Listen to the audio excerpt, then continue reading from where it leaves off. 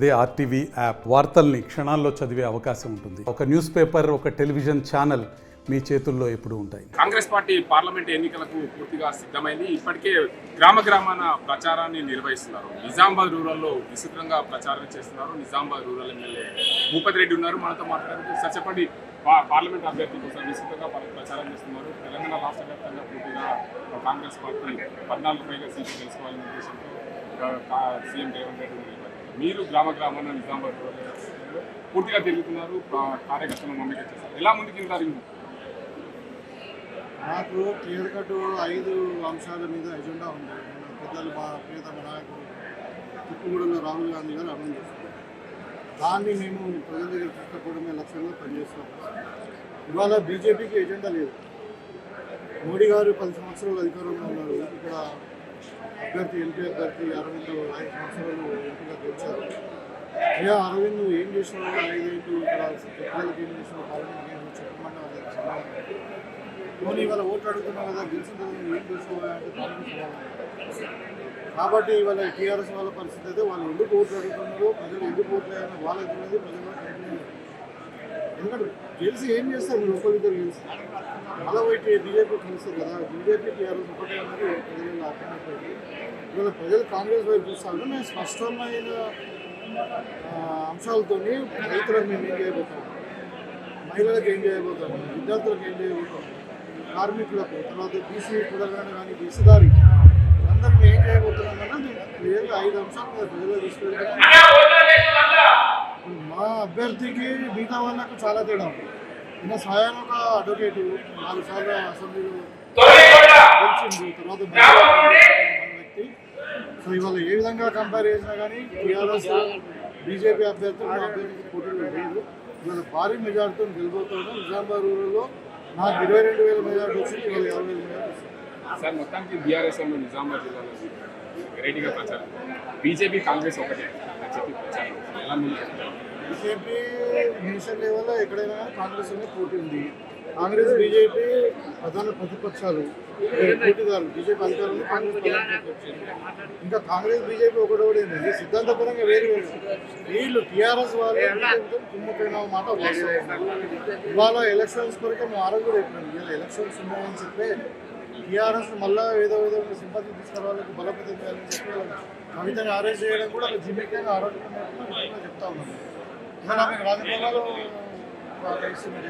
జైల్లో మరి జైలు శిక్ష అనుభవించడం లేదు, ఏదో పిక్నిక్ వెళ్ళినట్టు. సో ఇవాళ యుద్ధం ఉన్న గత చరిత్రలో మీరు చూసిండు, మోడీ గారు ఏ బిల్లు పెట్టినా కానీ టీఆర్ఎస్ వాళ్ళు సపోర్ట్ చేసిన కాంగ్రెస్ వాళ్ళు చేయలేదు. సో ఇవాళ మా పోటీ బీజేపీతోనే ఉంది. ఇంకా మేము కలిసి పనిచేయడం అనేది అది ఆశాస్పదం. అది వాళ్ళు ఏమంటారు తప్పుగా పట్టడం ప్రయత్నం చేస్తారు. నిజామాబాద్ ఎంపీ అభ్యర్థిగా జీవన్ రెడ్డి చేస్తే మీరు ఏం హామీ ఇస్తున్నారు? రైతాంగం అసలు నిజామాబాద్ జిల్లాలో చెక్ ఫ్యాక్టరీ బోర్డు తెస్తానని చెప్పి బీజేపీ దాన్ని ఎలా ముందుకు తీసుకుంటారు? చెరుకు ఫ్యాక్టరీలు మళ్ళీ తెరవాలన్న దాని మీద ఆల్రెడీ మేము ఎజెండాలో పెట్టాం. ఇవాళ సబ్ కమిటీ శ్రీధర్ బాబు ఆధ్వర్యంలో సబ్ కమిటీ చేసాం, పబ్లిక్ హియరింగ్ కూడా అయింది. అది ఖచ్చితంగా తిరగబోతాము. డిసెంబర్ 2025 తిరగబోతుందో స్పష్టంగా చెప్పినాము. సో మాకు క్లియర్ అదే 5 రాహుల్ గాంధీ గారు ఏదైతే అనౌన్స్ చేస్తున్నారో ఈ 5 అంశాల మీదనే మేము ఎన్నికల్లో పోతాం, ప్రజలను ఎక్స్ప్లెయిన్ చేస్తాం మీకు ఏ విధంగా లాభం జరుగుతుంది.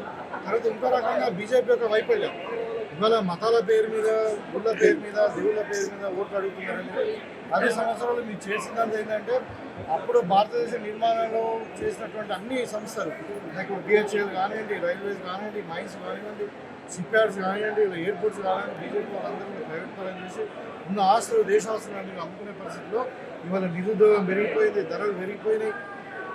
సో బీజేపీ మీద తీవ్ర వ్యతిరేకత ఉంది. వాళ్ళు ఏదో సోషల్ మీడియాలో చెప్పుకుంటుండొచ్చు ఇవాళ 4,000 సీట్లు వస్తాను అంటే యాక్చువల్లీ వాళ్ళు 200 దాటలేరు. అంతా హైప్ అది లేకుండా నాకు చెప్పమనండి. ఇవాళ టీడీపీ లాంటి పార్టీతో ఇంకా చిన్న 40 పార్టీలతో ఎందుకు పొత్తు పెట్టుకుంటుంది? 400 వాళ్ళకు నమ్మకం లేదు, వాళ్ళు గెలవబోతలేదు. మోడీ గారికి చాలాసిన తగ్గింది. ఏంటంటే వాళ్ళు ఏం చేయట్లేదు. అంటే నిజామాబాద్ పార్లమెంట్ పరిధిలో 7 అసెంబ్లీ సభ్యులు, 7 అసెంబ్లీ సభ్యుల్లో బోధన నిజామాబాద్ రూరల్ కాంగ్రెస్ పార్టీ మిగతా 5 చోట్ల కూడా వేరే పార్టీల వాళ్ళు గెలిచారు. ఎలా 5 నియోజకవర్గాలు తప్పుకోవాలి? రేపు నేను అదే చెప్తున్నా, మా ఎజెండానే సరిపోతుంది. బీజేపీ యొక్క వైఫల్యం. టీఆర్ఎస్ అయితే పోటీనే లేదు. ఇలా వాళ్ళకి అభ్యర్థి దొరకక ఆయన ఆరోగ్యం బాగాలేదు బాబు, నేను మంచాన్ని పట్టుకుంటా దోకం ఉంటా అంటే కూడా మరి ఊట మీరు ప్రజలలో దింపి ఆయన తిరిగే పరిస్థితి లేదు, ఊట అడిగే పరిస్థితి లేదు టీఆర్ఎస్. ఎందుకంటే వాళ్ళకి ఎందుకు అడుగుతున్నా కూడా తెలియదు. వాళ్ళు చెప్పమనండి, వాళ్ళ ఎజెండా అయితే చెప్పమనండి. ప్రజలకు మేము వేసి మేము గెలిపియండి, మేము ఈ పని చేస్తామని చెప్పమనండి. ఎందుకు ఓటాడుతున్నారో తెలియదు, వాళ్ళ ఎజెండా ఏందో తెలియదు. ఇద్దరు ఎజెండా ఏంటంటే గెలిస్తే బీజేపీకి సపోర్ట్ అవుతుంది. బీజేపీ వాళ్ళు 10 ఏళ్ళు ఏం చేసినా చెప్తలేరు, ఇప్పుడు గెలిస్తే ఏం చేస్తారో చెప్తారు.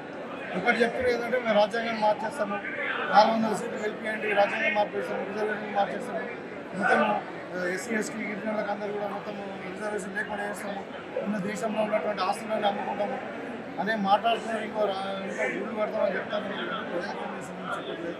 కాబట్టి అక్కడ కూడా సేమ్ ఎజెండాలే ముందుకు పోతాం. మాకు పార్టీ క్యాడర్ ఉంది, చాలా బలంగా ఉన్న కాంగ్రెస్ పార్టీ. డెఫినెట్గా నిజామాబాద్ పార్లమెంట్ మనం భారీ మొత్తంగా చూసుకోవచ్చు, నిజామాబాద్ పార్లమెంట్లో భారీ మెజార్టీతో చూస్తాం. రైతాంగ సమస్యల కోసం మేము పోరాటం చేస్తాం. రైతాంగం కోసం మేము ఏదైతే మరుగునపడ్డ షుగర్ ఫ్యాక్టరీ కానీ అదేవిధంగా రైతుల కోసం ఏదైతే పసుపు బోర్డు అంశం కానీ దాన్ని కూడా చేసి తీరుతామని చెప్పి నిజామాబాద్ రూరల్ ఎమ్మెల్యే రెడ్డి చెప్తున్నారు. ఇది ఇక్కడ పరిస్థితి. రాజీవ్తో గంగారెడ్డి, ఆర్టీవీ నిజామాబాద్. మరిన్ని వీడియోస్ కోసం ఛానల్ ని సబ్స్క్రైబ్ చేయండి, లేటెస్ట్ అప్డేట్స్ కోసం వాట్సాప్ ఛానల్ ని ఫాలో చేయండి అండ్ లింక్ డిస్క్రిప్షన్ లో ఉంది.